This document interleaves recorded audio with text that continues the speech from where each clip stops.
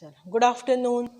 We have Immunology module in the M.Sc part 2 semester 1. So welcome to M.Sc part 2 semester 1 Immunology portion. So immunology, nowadays we are very much familiar with the immunology. Okay, so because of the corona, immune system, immunology, immunological boosters. So what is immunology?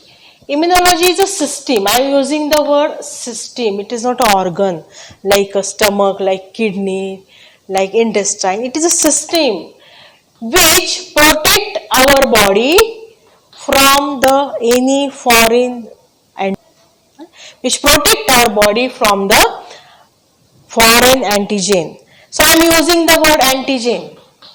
Okay, every day you are get contacted by many pathogen, many bacteria and many viruses, isn't it? So these bacteria, viruses and pathogen are coming from outside and enter into the body. Okay, so they are coming from outside, enter into the body and they are termed as the antigen. So any pathogen, bacteria and virus is termed as the antigen and it is termed as a foreign substance, foreign material which enter into the body. And this foreign substance is termed as the antigen. Now, after that, the body also has the self-antigen. What do you mean by self? Self means what? The body preparing its antigen. Body preparing the protein. So, for example, you can say that the insulin. What is insulin? Insulin is the hormone synthesized by the pancreatic beta cell. Okay. So, what it is a protein having two polypeptide chain interning by the sulfur bond. So, that insulin is what it is termed as the self-antigen now. So, when body protect ourselves from the antigen, it should discriminate between the self-antigen and the non-self-antigen. That is a very much good characteristic, or you can say very much functional characteristic of our immune system, that it should discriminate, it should differentiate it. Yes, this is antigen is a foreign antigen and yes, this antigen is a self-antigen. That cells which are involved in the immunology, they are trained in such a way that they can differentiate between the self-antigen and non-self-antigen. So, body should attack on the foreign substances which is termed as the antigen. So, how the body make attack? The body make attack by the antibodies. What are these antibodies? These antibodies are nothing but the proteins which are synthesized by the cell. So in the last year you are very much familiar with the synthesis of protein, isn't it? That is transcription and translation. So antibodies are synthesized by the cell. So which cells are involved in synthesis of antibodies?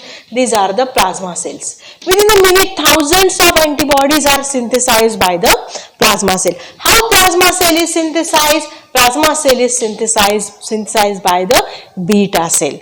Okay, so beta cells are synthesized, matured in bone marrow and they are responsible to produce the antibodies. So these antibodies are very specific. They are synthesized, if they are synthesized against one antigen, they are capable to fight, to remove that one antigen only. They have a particular sequence on their site, that is antigenic contact site, where they can have a contact with a particular antigen. So antibodies are very specific to attack against any antigen. So these three terms are very important in the immune system. What is that? First is the immunology, a coordinated work, a coordination in between the various cells and organs. So what are that cells? That cells are WBC, white blood cells, then platelets, then neutrophils, granulocytes, then natural killer cells, dendritic cells. So these cells are termed as the immune cells, and the immune organs, primary organs and the secondary organs, they communicatively together they form a system which is termed as the immunology. Together they fight against antigen. It is termed as the immunology. Together they synthesize antibodies. It is termed as the immunology. So antigen and antibody are very specifically synthesized. Now this immunology is termed as the innate immune response. Or immune response is classified as innate immune response and acquired immune response, or the adaptive immune response. Innate means what? Immediately. It is the immediate response.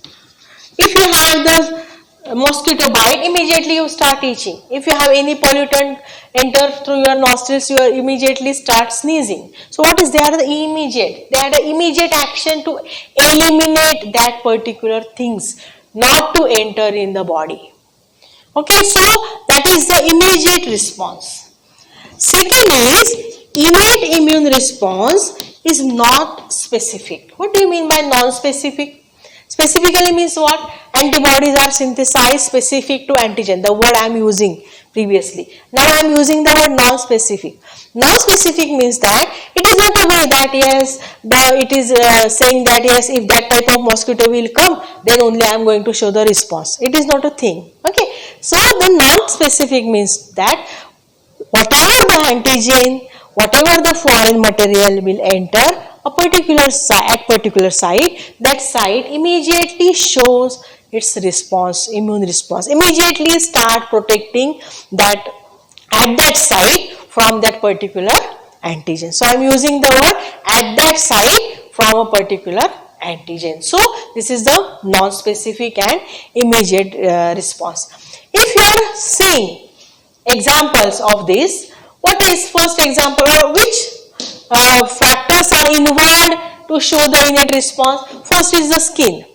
Outer membrane consists of epidermis, dermis and beneath that the skin consists of dendritic cells. Very specific cells. Dendritic means what? Dendritic like dendrite-like appearance of the cells. I am just giving you the configuration to remember the dendritic cells. Okay, dendritic cells. So skin layer, skin has a fatty material. So the skin is a first barrier, will not allow the pathogen to enter.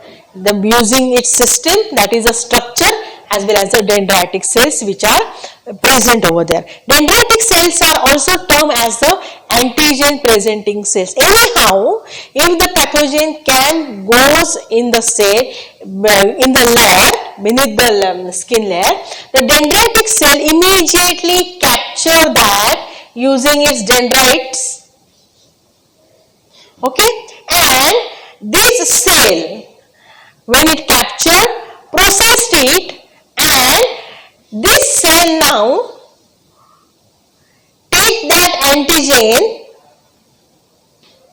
For example, this is the foreign antigen, processed it, the processing is going on, and take that antigen on its complex, form the complex with antigen, and this it get converted into the antigen presenting cell. So beneath the cells, the dendritic cells are present. They process that antigen and take that antigen on its surface, travel it, and it get converted into the antigen presenting dendritic cell. Now this cell enter then into the lymph node, lymphatic system, lymph node, and where it gives that antigen to the system, and then again the various events take place to fight against that antigen. So this is the skin function, that is the innate immune response. Second thing is that temperature. Naturally, our body temperature is 37 degrees Celsius. Okay, but if you have infection, what you feel? Feverish. Yes, I am feeling feverish. A very common reason for the student. Yes, ma'am. Yesterday I am absent because I have fever. So temperature. What is temperature? Increase in the temperature. So body shows that yes, you have some infection and your body temperature will increase. And what is that? It is a sign to show that yes, something is entering or entering your the body. So temperature of the body is also one of the things which resists the entry of antigen into the body. Second thing, you are eating various things. Okay, we require the pani puri, we want the samosas. So during that eating, lots of bacteria and viruses will enter into the body. The stomach pH. What is the stomach pH? If you remember, it is very acidic, isn't it? So the acidic stomach pH is responsible to kill that antigen, kill that microbes which enter through the such things while you are eating such things. So these are the parameter, anatomical, physical parameters which not allow to enter that pathogen or antigen into the body. So this is the innate immune system. That is the innate immune response. Various type of cells are involved in innate immune system, the immune responses and immune system that we will see afterwards. But these are the anatomical, physical and these barriers which are responsible for the working of the innate system. The second type of immune response is acquired and adaptive. Adaptation, if you remember the word adaptation, it is acquired. Okay, so this adaptive and acquired immune response is again classified into two terms. That is the adaptive artificial and second is adaptive natural. Okay, so adaptive artificial. What is the term artificial? It means that artificially something is given. Okay, what is natural? It means that naturally something is given. So artificial adaptive immune response is again divided into into active and passive. And natural is also again divided into the active and passive.